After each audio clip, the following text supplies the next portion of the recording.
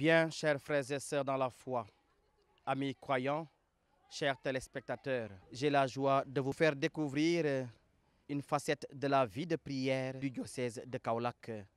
Ce diocèse, sous le patronage de Notre-Dame du Sacré-Cœur, vit pleinement aussi ce temps de carême, suivant l'appel des évêques de la conférence épiscopale, mais aussi l'appel de l'Église universelle à vivre ce temps favorable dans la prière.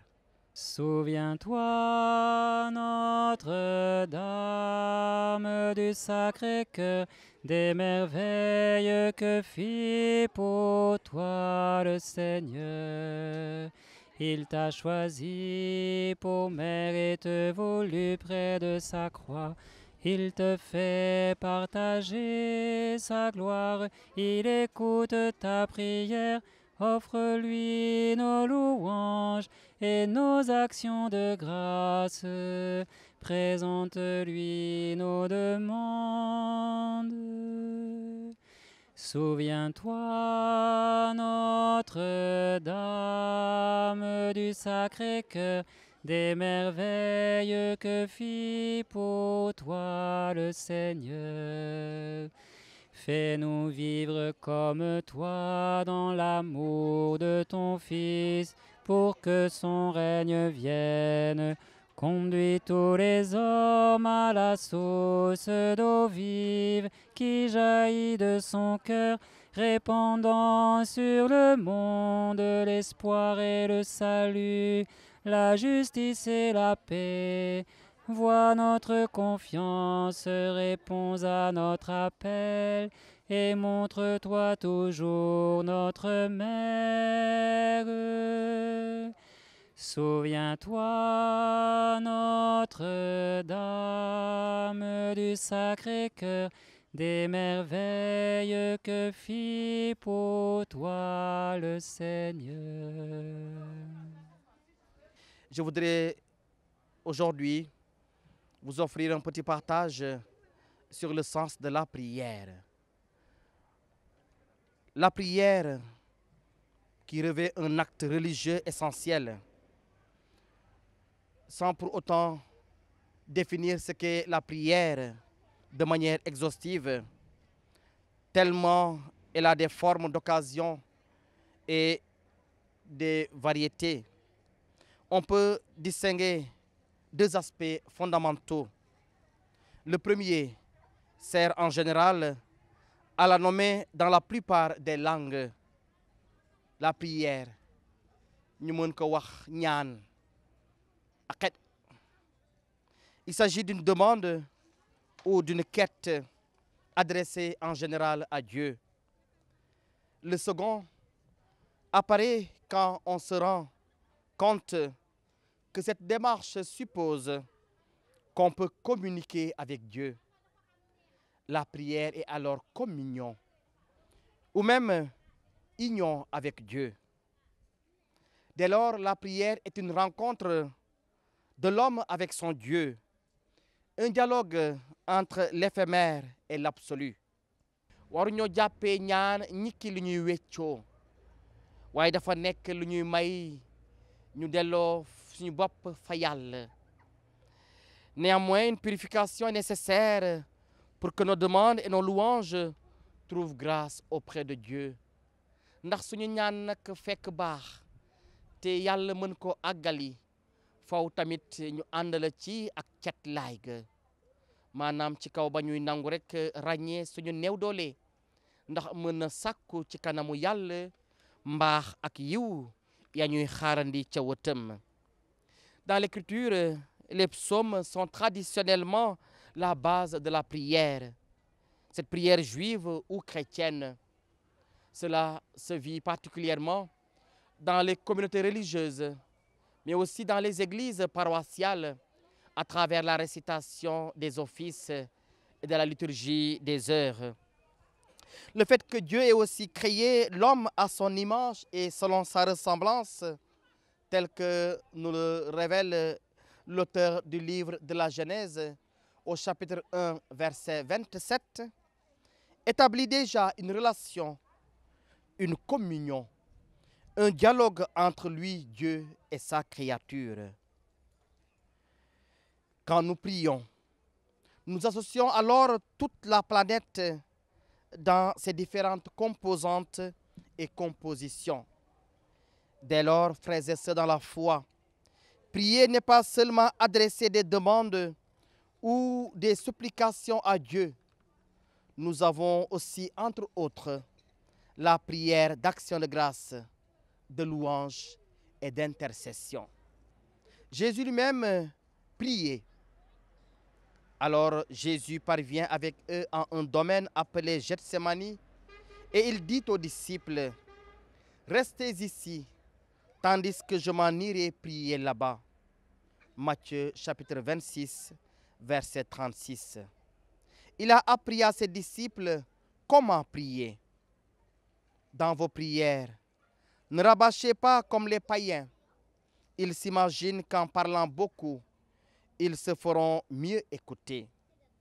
N'allez pas faire comme eux, car votre Père sait bien ce qu'il vous faut avant que vous le lui demandiez. Confère Matthieu chapitre 5 verset 7. Noonu kon Krista ci boppam faxaloon na di wéetoo ak Yàlla ci ñaan. Noonu sax la jàngale apôtaram ya naka lañ war a ñaanee. Ndege sax ci moom ci boppam Krista la mu doon dund la bëggoon itamit apôtaram ya dund ko naka si ñun tey i taalibeem di wéy ci àdduna si. Noonu la ñu bàttalee te jàngal ñu ni ñu waree ñaan ndax itamit sàkku ci wetu Yàlla nim ñu ko xamloo moom ci boppam. Képp ku fëgg dinañu ko ubbil, képp ku ñaan dina jot te tamit képp kuy ut dina tamit jot la muy utandi. Car quiconque demande reçoit, qui cherche trouve et à qui frappe on ouvrira. Noonu kon mbokk yi lañu Krista tamit baaxee ñaan bi nga xamante ne moo di ñaanu suñu baay bi ci asamaan. Jésus a enseigné la prière de notre Père, qui est d'ailleurs contenue dans la liturgie chrétienne. Cette prière fait ressortir 7 évocations qui magnifient Dieu et présente la demande du fidèle à Dieu. Revisitons ces 7 évocations. Notre Père qui est aux cieux. Invocation du nom de Dieu. Que ton nom soit sanctifié. Sanctification du nom de Dieu. Que ton règne vienne.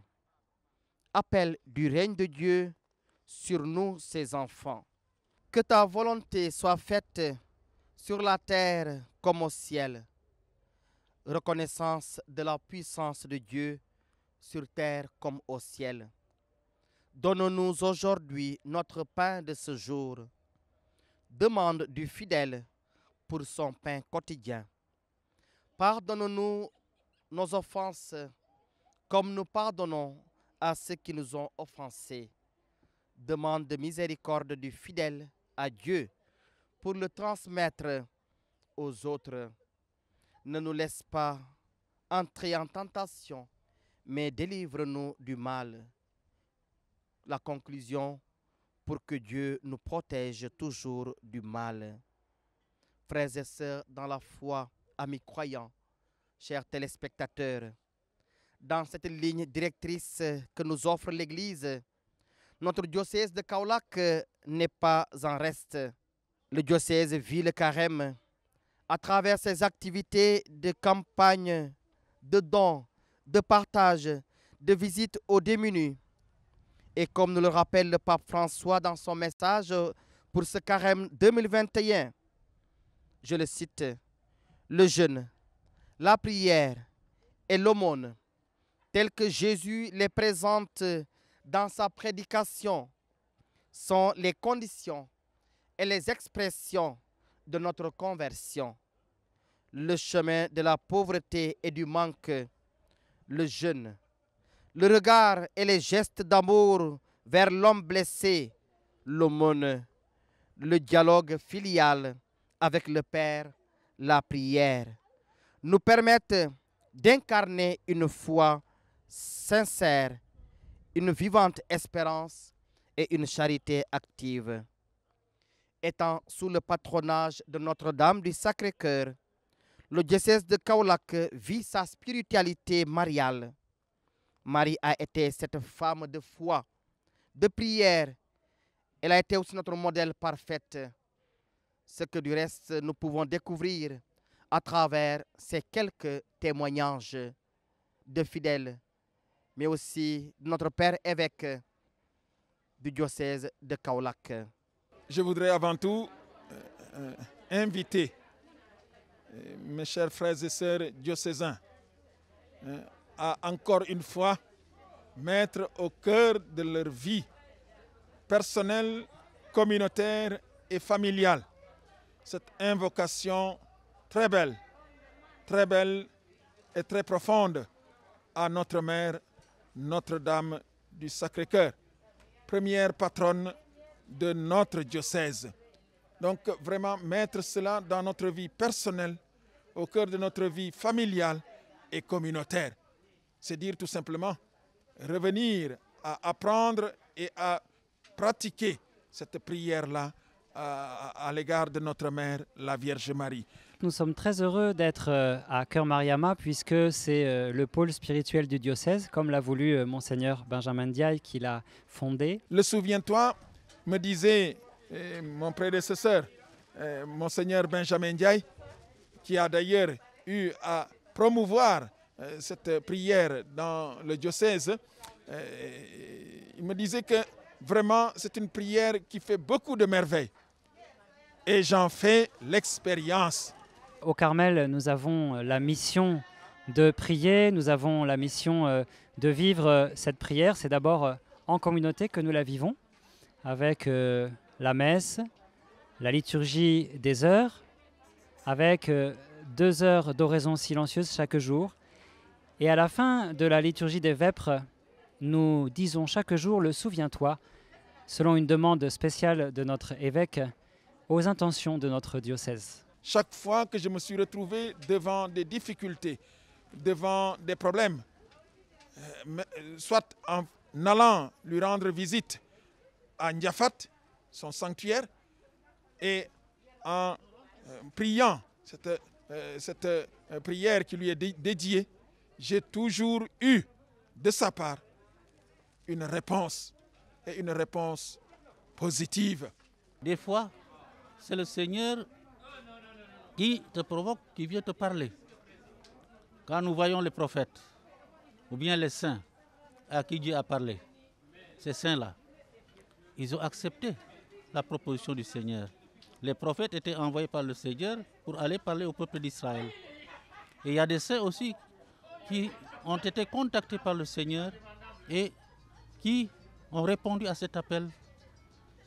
Moi, je dis que tout cela, c'est la prière. C'est rester en communion avec Dieu, et Dieu qui te provoque, Dieu qui te parle, ou bien c'est toi qui viens, qui prends les dispositions pour pouvoir être en communion avec Dieu. La vie de prière est très très importante, surtout dans le foyer. Alors, il est vraiment très très important à chaque fois d'organiser des prières de famille. Si on ne peut pas le faire le matin, toujours le soir avant de se coucher, on réunit la famille et prier. Parce que je crois que c'est cette prière qui a conduit à ce que la Sainte Famille puisse aujourd'hui arriver à être un exemple de l'Église. La famille est très importante. La prière, est très importante. Prier seul, c'est possible, mais je crois que prier en famille encore est plus importante. Dans l'Évangile, on dit que quand 2 ou 3 se réunissent à mon nom, je suis au milieu d'eux. Ça, c'est Jésus qui l'a dit. Quand on est seul, Jésus est avec toi, mais plus encore quand on est 2 ou 3. C'est pourquoi l'importance de prière en famille, en communauté, est très très importante. La prière revêt plusieurs facettes, mais bon, la définition que j'aimerais donner, c'est surtout vouloir être en communion avec Dieu, vouloir parler à Dieu, vouloir échanger avec Dieu. Mais la plupart du temps, ce que les gens comprennent par prière, c'est que tu as besoin de quelque chose et tu vas demander. Alors que la prière ne s'arrête pas à ça. Prière d'intercession, voir ton camarade qui est malade, prier pour lui, pour qu'il puisse retrouver la guérison, c'est une prière. Et aussi, je dis, bon, il y a la prière silencieuse. la prière silencieuse, bon, tu n'as pas besoin de parler. Tu restes là du plus profond de ton cœur, tu es en communion avec le Seigneur, tu lui parles cœur à cœur. Et ça, c'est une prière aussi très importante. Il y a aussi la contemplation. Je voudrais inviter mes chers frères diocésains à mettre au cœur de leur vie cette prière à la Vierge Marie. Mettre cela au cœur de notre vie, c'est mettre Marie, tout simplement. Marie au cœur de notre existence. Et en cela, donc, c'est une adresse à tous nos frères et sœurs à travers l'Église du Sénégal. Mettre Marie au cœur de notre existence, au cœur de notre vie chrétienne, parce qu'elle fut la première à croire à la parole de Dieu, alors elle peut et elle nous aidera toujours, voilà, à accueillir la parole de Dieu dans notre vie, à accueillir la volonté de Dieu dans notre vie et à faire ce que le Seigneur attend de chacun d'entre nous. Elle le dira, faites tout ce qu'il vous dira, mais seulement en écoutant Marie, en priant Marie et en imitant Marie, nous pouvons alors, voilà, faire dans notre existence la volonté de Dieu. Encore une fois, que les chrétiens, à travers notre pays, je vous invite encore une fois à mettre au cœur de notre vie personnelle, au cœur de nos familles, au cœur de nos communautés ecclésiales de base, la présence maternelle de Marie. Moi, je dis que la prière, c'est quelque chose de très important. Jésus-Christ qui est Fils de Dieu, qui est la parole par laquelle Dieu a tout créé, a besoin de passer des nuits à prier, même des journées à prier. C'est bien pour nous donner l'exemple. À plus forte raison, nous qui sommes des pécheurs, nous qui sommes faibles, nous qui sommes limités, c'est ainsi que nous avons besoin aussi de la présence de Dieu, lui rendre grâce pour tout ce qu'il fait pour nous, aussi pour lui demander de l'aide et la force de pouvoir rester fidèle à ces commandements qu'il nous a donnés. Et je pense qu'un chrétien qui ne prie pas, c'est un chrétien qui commence petit à petit à perdre le goût de la prière, non seulement de la prière, mais à perdre aussi le goût de Jésus-Christ. Parce que c'est quelqu'un qui ne reçoit plus de force de la part de Dieu. Donc la prière pour nous, si Jésus a prié, il ne priait pas pour lui-même, il priait aussi pour nous. Et quand on voit maintenant la prière sacerdotale, il a dit à Dieu le Père, bon, je te les confie. Ils ne sont plus du monde. Ils sont dans le monde, mais ils ne sont plus du monde. Je ne te demande pas de les enlever du monde, mais surtout de les garder du mauvais. Le Seigneur a passé tout son temps à prier pour nous. Et c'est pourquoi je pense qu'il nous a appris à prier. Et nous devons, chaque chrétien doit ressentir que maintenant, pour avoir la force de Dieu, pour pouvoir rester fidèle à ma foi, j'ai besoin vraiment de prier, de rester en communion avec le Seigneur et de lui parler de moi-même, bien de lui parler de tout ce qui m'entoure. La prière nous permet aussi de penser aux autres, de prier pour les autres, de rendre grâce pour les autres, de les confier au Seigneur. Parce que les hommes de prière, ce sont des gens qui s'oublient eux-mêmes, qui prient plutôt pour les autres, qui pensent plutôt aux autres. Alors je pense que bon, pour pouvoir tenir vraiment, il faut être un homme de prière. Quand j'ai entendu que l'année a été dédiée à Saint-Joseph, je me sens plus ou moins interpellé en tant que père de famille. Donc quand je vois par exemple l'histoire de Saint-Joseph avec Marie, alors ça me renvoie vraiment à mes responsabilités de famille aussi. Et parce que dans le contexte aujourd'hui que nous vivons, ce n'est pas évident que ce que Joseph a accepté, qu'un homme aujourd'hui puisse accepter cet événement-là. Quand je donne l'exemple de Joseph, les gens disent que bon, Joseph ne parlait pas beaucoup, il n'a pas parlé, on ne l'a pas entendu, on ne l'a pas vu plusieurs fois dans les évangiles, dans les Saintes Écritures. Mais je dis, Joseph n'avait pas besoin de parler. Parce que Joseph, le Seigneur lui a demandé quelque chose. Bon, il lui a donné la femme qu'il avait, choisie par Dieu, quelqu'un qui a été conçu sans péché et quelqu'un qui doit être la mère de Dieu. Et cette personne a été illuminée par le Seigneur. Joseph l'a voulu renvoyer d'abord en secret quand il a appris qu'elle était enceinte. Mais quand Dieu lui a parlé à travers son ange, Joseph a accepté de la reprendre. Et Joseph voyait de cette personne quelqu'un qui est vraiment illuminé par Dieu et quelqu'un qui remplissait déjà son cœur. Parce que alors Joseph était en contemplation devant ça. Surtout quand Jésus était né. Deux êtres devant lui, alors qui étaient émerveillés, deux personnes qui étaient illuminées par la gloire de Dieu Et Joseph était en admiration devant ces personnes. Alors, le fait d'être en admiration, de contempler ces deux personnes, tous les jours, c'était sa force. Et ça qui l'aidait davantage à pouvoir aussi remplir son rôle de père de famille et son rôle d'époux. Je crois que nous aussi aujourd'hui, dans nos familles, il faut faire un discernement, il faut toujours écouter.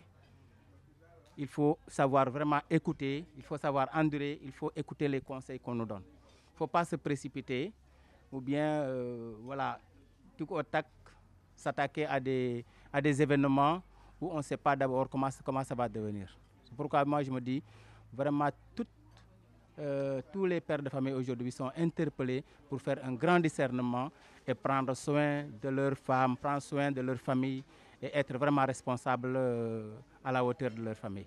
La prière au cœur de ma vie de prêtre, je pense que la prière a une place centrale dans ma vie de prêtre.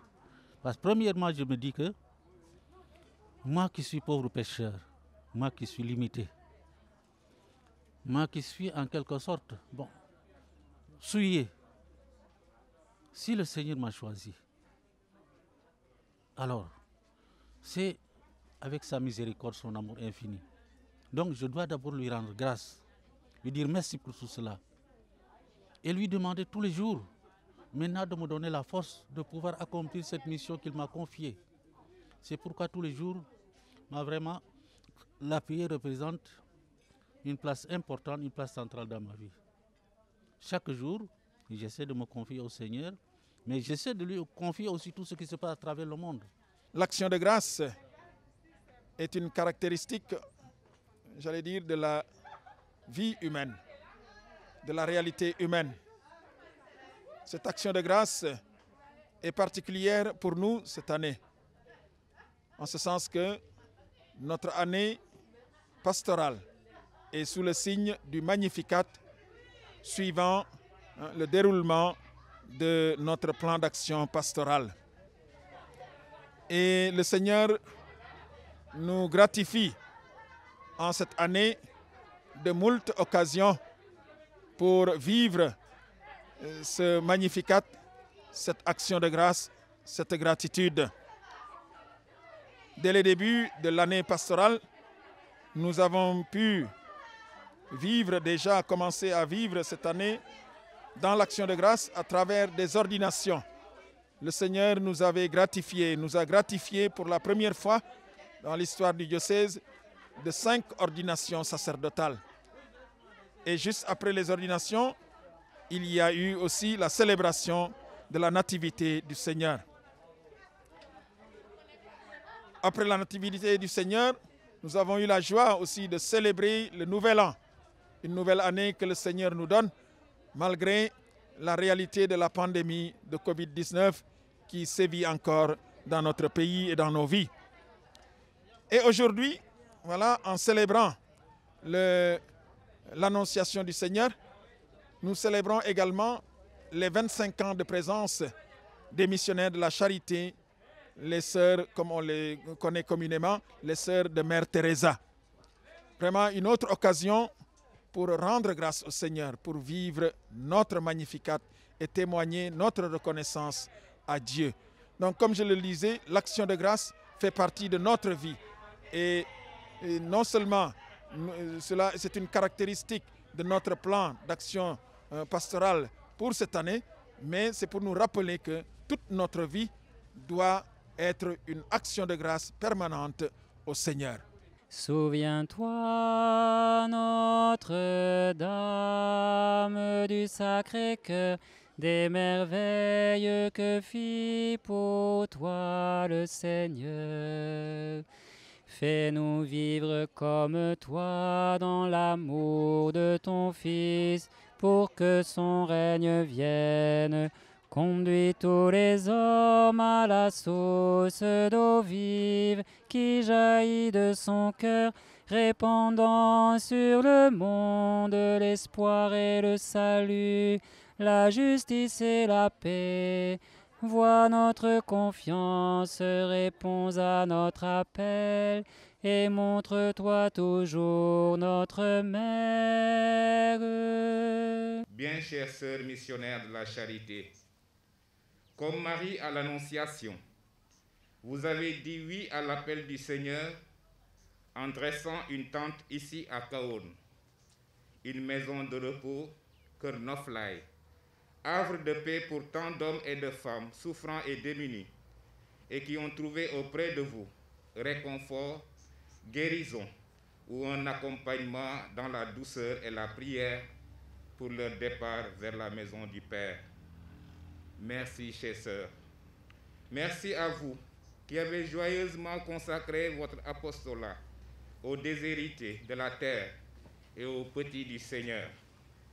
Merci à vous qui vous ceignez de courage et de force, à vous qui vous revêtez de sérénité et couronnez de joie pour porter la paix et l'espérance, essuyer les larmes, calmer les souffrances et porter un rayon de soleil dans ces existences décolorées et sombres. Que le Seigneur vous rende votre bienveillance en grâce et bénédiction abondante, et que par l'intercession de Sainte Teresa de Calcutta, qu'il vous donne d'être toujours et partout le parfum du Christ, la bonne odeur de vie qui donne la vie. En contemplant le mystère de l'incarnation, nous ne pouvons nous empêcher de tourner nos yeux vers Marie, la pleine de grâce, pour nous remplir de stupeur, de gratitude et d'amour, de voir comment Dieu, en entrant dans le monde, a voulu faire confiance au consentement libre d'une créature. Seulement, quand la Vierge a répondu à l'ange, « Voici la servante du Seigneur, que tout m'advienne selon ta parole »,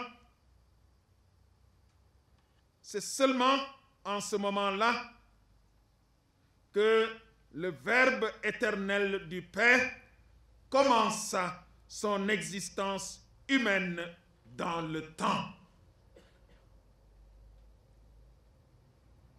C'est vraiment émouvant de voir comment Dieu non seulement respecte la liberté humaine, mais semble en avoir besoin. Merci à vous pour votre écoute et pour ce temps passé avec nous à travers cette émission du temps de Carême. Bonne montée vers Pâques et que Dieu bénisse chacune et chacun de nous. Que Dieu bénisse notre pays, le Sénégal. Je vous remercie.